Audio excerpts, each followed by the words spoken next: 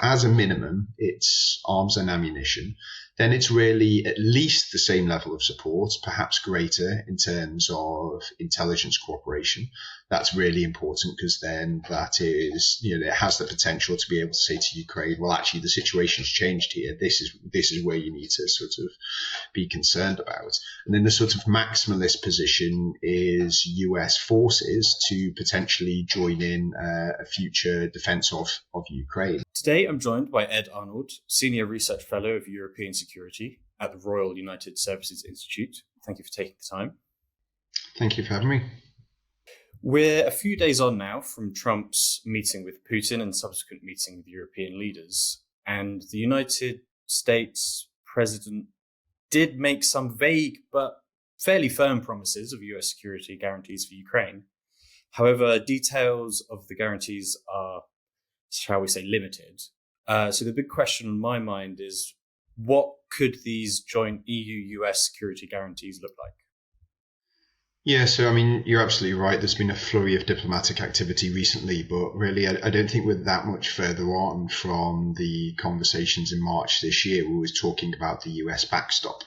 So where we're talking about security guarantees, we've changed the language, but we're still talking about this backstop. It's really this recognition that the Europeans know that they can't do this alone, so they need support from the US.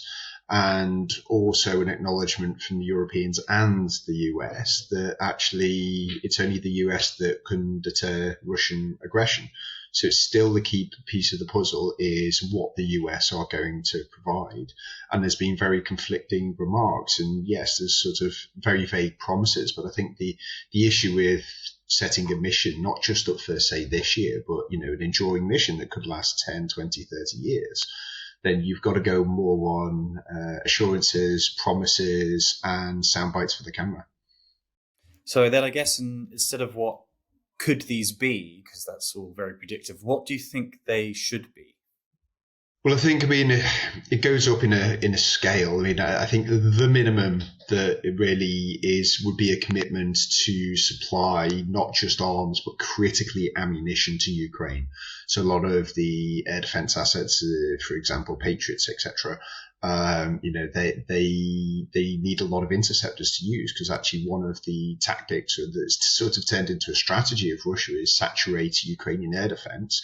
Then they use up all of their interceptors, and then that leaves them potentially vulnerable.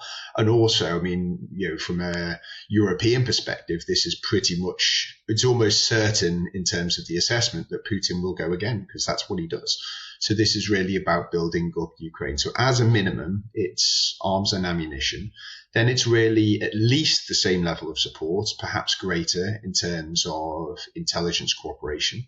That's really important because then that is, it has the potential to be able to say to Ukraine, well, actually, the situation's changed here. This is where you need to sort of be concerned about. And then the sort of maximalist position is US forces to potentially join in a future defense of Ukraine. And that's really the issue that no one has quite worked out. And, there's discussions, US F-35 in Romania. Okay, fine.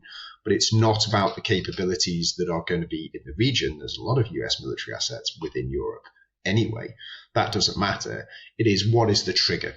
What is the agreed set upon trigger that would mean that the US, as part of a European force, would then contribute to Ukraine's defense? Because again, that is the deterrent value in terms of Putin's calculations.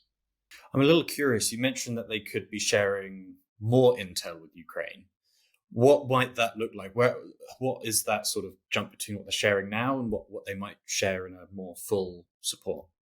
Yes, it's a whole suite, and actually, intelligence sharing and cooperation, particularly with the US and also the UK with Ukraine, it goes back to quite early 2014, actually, when the Crimea operation happened. So it sort of started in intelligence, and then it was all about sort of building up the armed forces of Ukraine, and then this ramped up from 2022, but it's really the full suite. So it's not just in terms of, for example, satellite imagery, working out, troop movement, etc. I mean, this could also be in terms of human intelligence. So, US penetration of the Kremlin to say, well, actually, these are the plans that are being discussed at the moment that, we're rebuilding, maybe there's a certain date that was suggested somewhere in the Kremlin to say we'll be ready to go again here. Well, that's the type of thing that is already going to Ukraine, but it's something that, they, in the military, sort of call an intelligence wrapper. So it's sort of all of this support, the sort of the heavy metal assets, but around it is about intelligence sharing. It's about basically giving or helping Ukraine decision support so that they know potentially what is coming, even when, and I think it is probably a matter of when Russia would break the terms of any ceasefire agreed. So going back to the security guarantees more broadly, is it not a necessity that there is essentially a US backstop in this sort of security guarantee? Otherwise, it's not a guarantee of security, surely? Well, exactly. And again, you have to work out what guarantee actually means. This can't just be a consultative mechanism to maybe do something in the future if something happens, which is kind of what's being talked about. I mean, there's another sort of an Article 5 style. So in terms of NATO's Article 5 agreement, I mean, I'm an ex-NATO officer. I have no idea what that actually entails, because the issue is if any one member of a 10, 20 member coalition of the willing signs a mutual defense clause with Ukraine, say the UK did that, but no one else did. If Ukraine's attacked and then the UK move in, then as soon as the UK is attacked, that could trigger Article 5. So actually, it's effectively providing NATO membership, which the Russians wouldn't go for. And also, I think there's just an element here where, again, it's about long term. We're all focused now on the short term, ceasefire, what happens maybe this year, next year, and actually look at the way that the US has been going. So if you look at, for example, the Paris Climate Accords, a big international agreement and deal. If you look at the JCPOA, which was about the Iranian nuclear deal, it's set up by Democratic presidents. It's pulled out by Republicans, gone back into Democrats, and then so you can't wait every 4 years on a US election cycle to work out whether this guarantee is in place or not. And that's really the key issue here. It's not necessarily if Trump says, okay, well, we'll put F-35s in Romania. It's what is the trigger for the US? And I think Putin will be looking at this and going, well, there's a variety of different discussions in the US. How concrete is this? If everyone was really supportive of it, you'd get to a deal much sooner, and there wouldn't be sort of this, well, the Europeans asking for the US sort of saying, well, maybe, maybe not. I mean, that doesn't really reassure and give the credibility of this guarantee. And like I said, it might be under a different president. It might not be under Trump. But I think the real risk at the moment is if you are going to test this from a Putin perspective, you're going to test it when Trump is president, because Trump has been, the least supportive of a lot of international institutions, NATO, etc., than other US presidents. So you're not going to wait for his successor to come in. Sort of beat me to my next question there, which is these security guarantees, assuming that they work and assuming that they're lasting, will presumably in place for decades, or at least certainly a number of European and US leaders. How could that really be enforced? Because obviously we've seen in the past a lot of these treaties, specifically with Ukraine and Western powers, essentially either not be strong enough or just not really be upheld in the first place. Yeah, I mean, in the US, the Taiwan Relations Act was 1967, I believe. So, when they're talking about the defense of Taiwan at the moment and sort of pushing back on Chinese aggression in the Indo-Pacific, that's a long-term commitment. Article 5, it's over 75 years old now. So, yes, these are long-standing, and I think specifically in terms of not just the reinsurance force as a military component to Ukraine, but the wider coalition of the willing, is the reason is it's a coalition of the willing is you're unlikely to get agreement across NATO, and also NATO, the Russians will not agree to more of a NATO presence. The EU can't do it, and also at 27. So you're left with a coalition of the willing. Now, coalitions of the willing are useful because they're flexible. the people come with what they, agree to. So you can talk a lot, and it's quite useful. The issue is you can pick off coalitions reasonably quickly. The Taliban did it in Afghanistan when they focused on Canadians in the south, and that was a NATO mission. The Russians very recently sort of unpicked apart the European military missions in the Sahel that had been operating for over a decade by picking off the French, because the French were the main power there, and all of the other missions sort of relied on the French chain of command. So these things are, quite easy to do politically. And if you look at it from the UK and French perspective, who are leading this, well, the French have a presidential election in 27, which is very live. And if the French right-wing parties won, I mean, would they stay in the mission? Would they curtail it? And then even in the UK, yes, it's only looking at polling, but, looking at reform and a worry there. So again, it's not assured from a UK domestic political perspective. And then look at, a variety. Germany as well. AfD came second in the federal election this year. So in your three sort of traditional large European states, it is not guaranteed which parties are going to be in power within the next 5 years.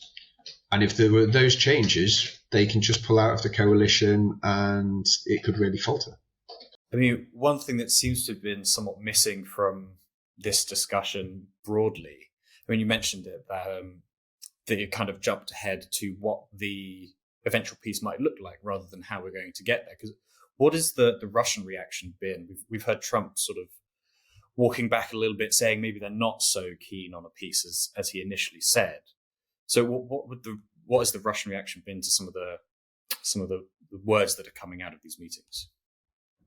Well, I think it's sort of classic, Russia on how they deal with these certain things. So they might agree to certain things in private, and then they sort of immediately roll back on them.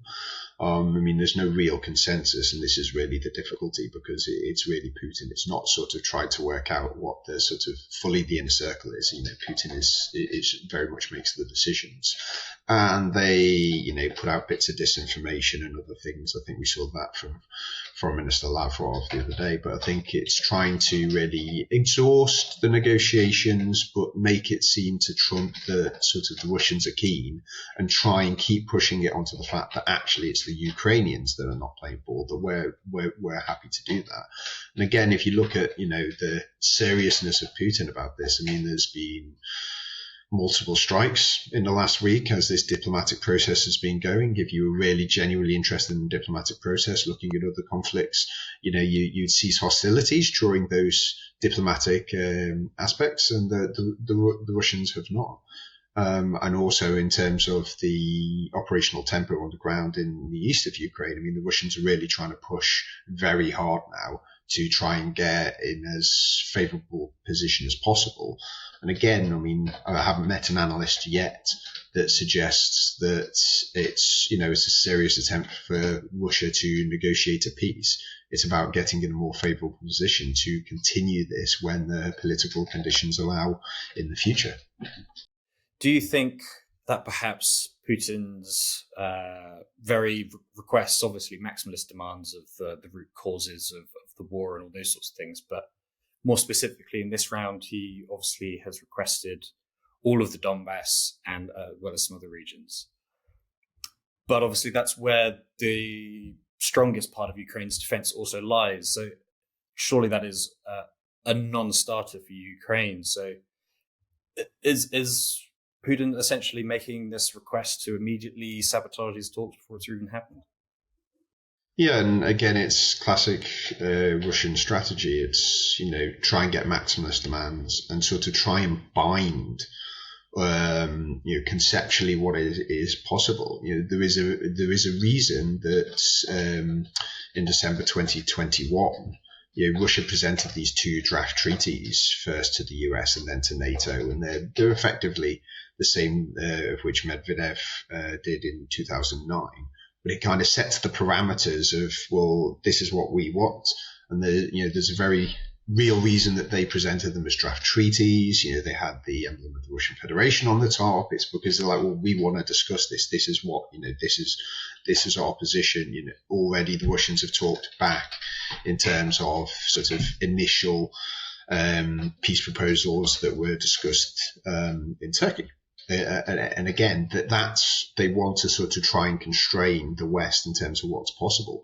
And I don't think it's just the fact that elements in Donetsk are this sort of defensive line that, again, the Ukrainians couldn't give up from a military perspective, but also from a political perspective. Zelensky, is massively constrained as well, and he's always been, territorial concessions, etc. It's political non-starter within Ukraine, not just in terms of Crimea, but the rest. And I think even when you just, don't look at it from a territorial perspective, one of the main demands of Ukraine in terms of Zelensky's peace plan, which is almost 2 years old now, is justice, justice for war crimes. And again, that is going to be a domestic political priority in Ukraine. And obviously Russia doesn't want to go through that process at all. So getting designs on that, you may get an agreement on, for example, the nuclear power plants, because, there's pressure from outside. But actually, if you look at Zelensky's 10-point plan, I think probably only 2 of the 10 are even viable for preliminary discussions, such as the Gulf between the two countries. What's your prediction then of what might happen if or when Ukraine refuses, maybe not the broader peace deal, but obviously, like you say, the land concessions that Trump has been pushing for? Well, I think this is where Putin's trying to box Ukraine in, so that when Ukraine says, well, no, we can't agree to that, well, then the Americans might chip away at the support, like they did after the Oval Office bust up in February with intelligence support, as a way of pushing Ukraine where they want. And that's really where you see the European leaders. So they're trying to get around Zelensky, protect him, to make sure that it's not just him saying, well, you have to accept this, because also the Europeans are there as well. But it also then just sort of highlights the real impotence of the Europeans, because they're there to protect Zelensky, but they're not there necessarily in their own right to say, well, actually, these things are not agreeable to us as well, because the Europeans have a huge stake in this. Russia is the principal threat to Europeans. And actually, when there's a variety of assessments within Europe of when Russia might be reconstituted to pose a threat to, say, the Baltics, and it's 3, 5, 7 years, depending on sort of who you ask. But the issue is that clock starts when either a ceasefire or a peace agreement comes into force, because that allows Russian recapitalization. So really, from the Europeans, they're sort of almost in a bit of an opposition where they are pushing for something for Ukraine to do, which then starts the gun on then the primary threat to them reconstituting. Do you think European leaders and Zelensky will be able to convince Trump that this is these requests are a tactic from Putin to try and force Ukraine to reject this deal? I think so, and I think the idea as well in terms of the composition is who was in Washington this week is it's sort of that regular drumbeat of discussions. And obviously the chief of the defence staff have met in the last 2 days. Around now, there'll be a discussion with national security advisors. So it's really trying to keep the pressure up on Russia. In terms of the US, to say, this is what Russia does. We have to be alive to it. And I think that the language again from Macron sort of overnight in terms of saying, well, this is exactly what Putin does. Pretty difficult, because I think it's also about reminding the US that Putin has basically gone back on almost every piece of paper that he has signed in terms of security, either with the US or NATO. So how, within the context, obviously, of Putin ignoring all of the paper he signs, how could this then be enforced in a way which obviously Trump would be looking to avoid risking America being brought into a wider conflict? I mean, this is the exact question. It's where all of the potential risk lies. Because again, we've seen with Trump and the deal in Doha with the Taliban, and where then that got them. I mean, obviously Trump was out of power when the withdrawal from Kabul happened and Biden was on there, but there's this real sort of effort to push it as it was a Biden failure. I did the deal, it just wasn't executed well. We've already seen also mediation in terms of Israel-Gaza war as well. Again, Trump is very interested in getting the deal and presenting it as such. Stuff that happens after, that's just other people that, it wasn't on me to enforce. And I think that is the real risk. And obviously we have those data points that I've just mentioned in terms of what the Europeans need to focus on. This can't just be about a big trilateral meeting that everyone talks about. It's in the news. There's a really lavish signing ceremony, etc. Trump gets all the praise. It is about the subsequent steps. And again, this is where I think sort of Putin's calculus is. I mean, if he does manage to form some form of deal, that then, why is he doing that? Because actually, I mean, he doesn't really want to, because he wants to take the whole of Ukraine. I think it gives him a real opportunity to test it and show that it is hollow. And if he's going to do that, he's going to do it early, before the Europeans have time to sort of bed in. And also there'll be those Europeans sitting on the fence to say, oh, this might be a bit risky. But if it goes well for a year, they might go, oh, actually, no, we'll up our commitment. We should do more here. That's what Putin wants to try and stop. So if he's going to test the coalition of the willing, its resolve, its mettle, he's going to do it early, and he's going to do it on Trump's watch. So what would be the necessary response of this coalition of the willing should the little green men start to test this border? And again, that's where I can't see that we've moved on from the potential discussions here, because really, if you're saying, well, what is the response? You can't offer Ukraine anything that is more concrete than Article 5. And also you can't really offer it as one nation. It's got to be the coalition. And there seems to be like that, well, if it happens within 24 hours, we'll discuss. But what would actually happen in that 24 hours to discuss is exactly the same as what would happen at the North Atlantic Council in NATO, which is probably, do we smash Russian positions? Yes or no? So, say that there is a ceasefire along the line and it's probably holding, there's a bit of movement, etc. But Russian bombers decide to strike Kyiv. 24 hours later, I mean, the decision that would be on the coalition would be, well, do we hit that bomber base back? Do we, crater that airfield so it can't happen again? What is it? But that's effectively saying we are going to militarily strike Russia on Ukraine's behalf. That is very similar to what would happen in NATO if, say, the same thing happened to Estonia or Poland. So it's really difficult to say, well, it's NATO light or sort of, an Article 5 style agreement because of the linkages between the two. There'll be a lot within NATO who are worried about a coalition of the willing effectively sort of taking decision-making slightly away from the North Atlantic Council. And it still comes back to the position, is the US going to risk a war with Russia while it is focusing on a potential war with China in where intelligence suggests, could be within the next 2 years over a small part of the Donbass in Ukraine? Probably not. And so with all of that in mind, how will these security guarantees have to differ from previous guarantees that have clearly failed? The 1994 denuclearization, for example, or in 2014 with Crimea? Well, yeah, I mean, and this is the real challenge for the Europeans, because they know they can't do it alone, because they collectively just do not have the deterrence value. Russia doesn't really care about the Europeans, not even nuclear powers such as the UK and France, because he assesses again that, the population, within, say, the UK, well, we're happy to support Ukraine, we're happy to train the troops, we're happy to give $3 billion over a year, but are we willing to get into a war with Russia over Ukraine? Probably not. So I think, the whole word of security guarantees is wrong. The backstop part is wrong. And I think, Ukraine also have, they have a very long memory, rightly so, where they were given assurances in 94 when they gave up their nuclear weapons. So now when they say, well, okay, well, we had assurances, but now we're getting guarantees. Again, where are the guarantees? What are they? And I think there'll be political pressure to potentially get to a deal and move forward and try and build on it. Within all of Ukrainians' minds, there'll still be the US could just change their mind. A new president could change their mind.